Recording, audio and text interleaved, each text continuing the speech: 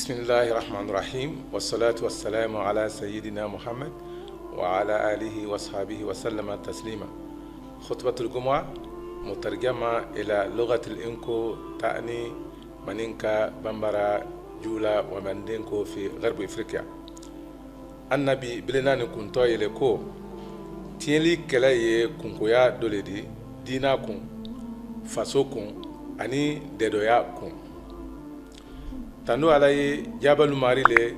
o men kan ala lera kalanke kono ko wala tabghil fasada fil ard inna allaha la yuhibbul mufsidin. Ikanyini tieli madu kande ba tinelalle mandi alaye danteli lafari biworon la an woron la marasitete ya ko mari burete fo ala akelen pele goranyote ala marasitete ya ko ansalatini anna lafoba mamadiye ala joni ala kilaledi jani mari tinjigini joni bambanke aye adonkoliye adenyoliye ani men batun ala nyimayado katase loba lona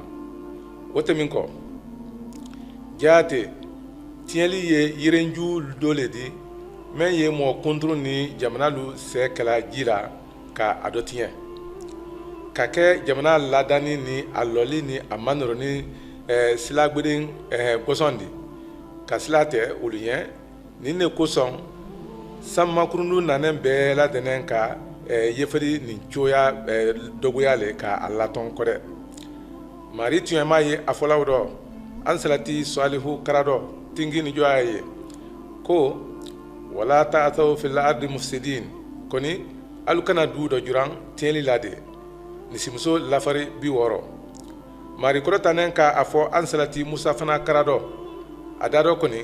abadin ke kuma nyoyado tingini ya joaye ko wala tattabi sabila al mufsidin ikana itun tiela lugbere lade oye tabakodanen lafari cheme ani binani ani fila suratul araf anna lafoba mamadika afo ninkan tingini joaye ko mba meye mari kolada nyinina kanyeba kamera kabedema dondala kadenyoya lanoya kamata tielila obesnoro abe anyana umu meye otiye brailedi adon yeferi siaman ne tieli lade foko o idale anyona ado jiro ma kudugbelan dole jenke suyaludi namfolo kolu ni lasinin kolu do barada kundo ba yekela fuduba namfolo ma ulumen do ka ajasi ani kado tien ani ka keda maketa lu bara to ka jenkeke ani la moya ni mamoya lodu makadan katimi jamanade mo kontrol lonkoya ni asekoya kan ni bela dena etiele ani dibido fendi ani koti ti nyala doni nin kilingina na mu meye ke kojuya ni dawni kojuya bonda doledi tieli konoma ani molla na fulo dawni yente fufati mari kalanke kodotane ye afala wodo ko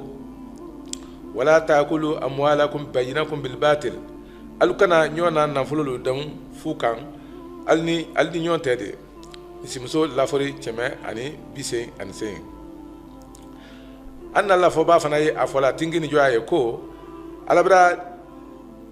dibido feminala danka o alabra dibido fendila danka ka dibido feminala fana danka yurku kala gone aka fo fana tingini joaye ko jate momen ye alusombala marila nanfolo do nyama mente alujodi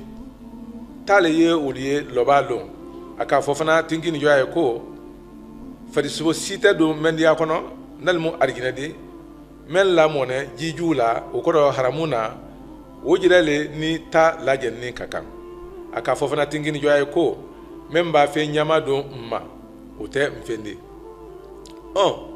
tunguruni sika koninte tieli nyeteli jatero namun kunkoya dodi akakan ka alome balila koni faso kunkoya do fanadi a o dole fanadi ani aye dedoya kunkoya dole fanadi albeni men kele kakan anyabre ma pro dina namunta kunkoya bumbune memma tieli keledo o nyinine mrindi mo kontro nido la nyali lema ka ala kolokolo fantanka la alama konya ani agbeloni ma mari bolo anido ana anido do ani agbedola do mari kalange ko tanen ka wodo ko wa huwa ma'akum aina ma kuntum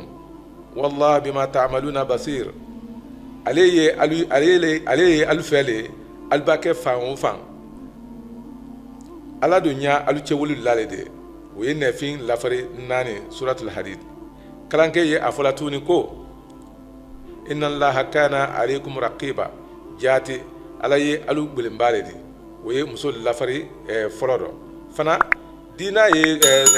tunya foni lanantiani sadama kanfa mangutu moloma nyinu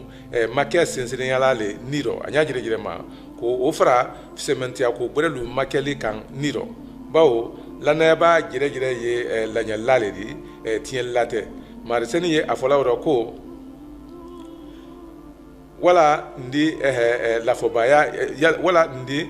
lanayaba nyimakela lu keba yo tien lalu jamana kono wala ndi fantangala lu keba yo walankitolu we suratu sad lafari mwanse fatuta kungo ya o bumbune mema tieli keledo o nyininen tunini lambeli lema mangtu molomanu dojala fasoden bolo ani alla ko sinsina fasofe ani ka kundonin lakolon fanka lawara kedatilu ni barala bolo alu lanyune mena fuduba namfulo ni fuduba sima fendo anika konogbaya ni suesuya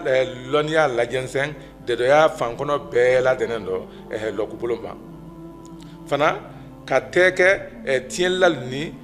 maburlal do ka aladan mari koni mara akonkon tienlal kama jamana kono jangatal do juma bela denena mari tmaya ya fularo ko إنما جزاء الذين يحاربون الله ورسوله ويسعون في الأرض فسادا هكذا سي لفريدانا كو من يه كلبلا على على كلاكان كرندو سوسولا أنيكا كتيلي دي جمانا كونو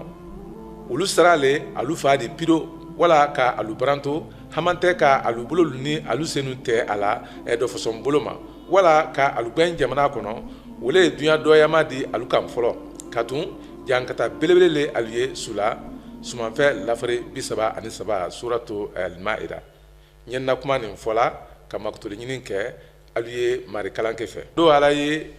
jabalu mari le tinkini joye lafoba ni lafoba dɔ kunti ye nalimu ansarati mamadi ana donkoli ye adeɲɔli ye ka taa se lɔbalo na jaate deɲɔya fana uta kunkoya bumbune memma tieli kredo o nyininen fuduba lonia fanka doni nema anika asinsin membambane tieli suyalu ma gbadi membane tieli suyalu ma gbadi ani anyininen nyasoro nema de doya la gbelini blado nyala meye alakela tieli jiroma kolu kalama mirni kan ayala gbelini wulukela namun sinfundal le slafe ani lakranin dalu fana silafe ani kelekele dalu silafe mari kalange ko tane ya fala ko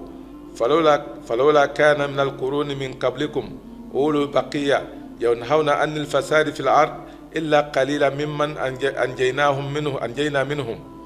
wala ko alnya faro ke do joti lu treye fatantili ke tieli ma jamana kono fo anka kelenkelen menu laksi alnya fe suratu hud lafari cheme antanworo mari kala ke ko tane ye afala fana ko wa ma kana rabbuka li yuhlika alqura bizulm wa ahliha muslihun imari dunte solu sila sala tonyela ka adon kolu nyanen to few we suratu hud lafari cheme ani tan urongla mba ikomi loli tieli kelela o nyininen tieli sube nyama dum bale alema ani anyininen nyondeme ma tieli suya be la kolondo ko oke simfonda buluma kananu fe tieli kelero jonsa basili di loku mredi mume kono anna la foba yi afola do ko loba ala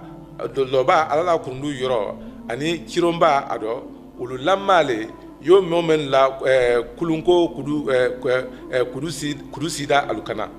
doliye men sando dolfana ye adula men ye dula kulundula ni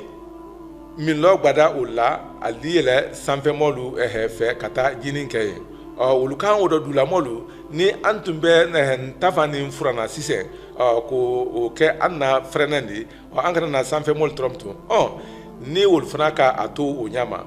ka furanna olu ni alu kɛ ko olu ye k'o to yen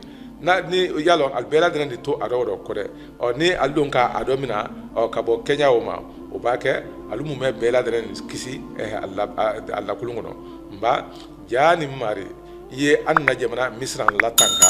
juma bɛɛ lajɛlen ma ani dunuya jamana tɔma bɛɛ lajɛlen wassalamu alaikum warahmatullahi taala wabarakatuh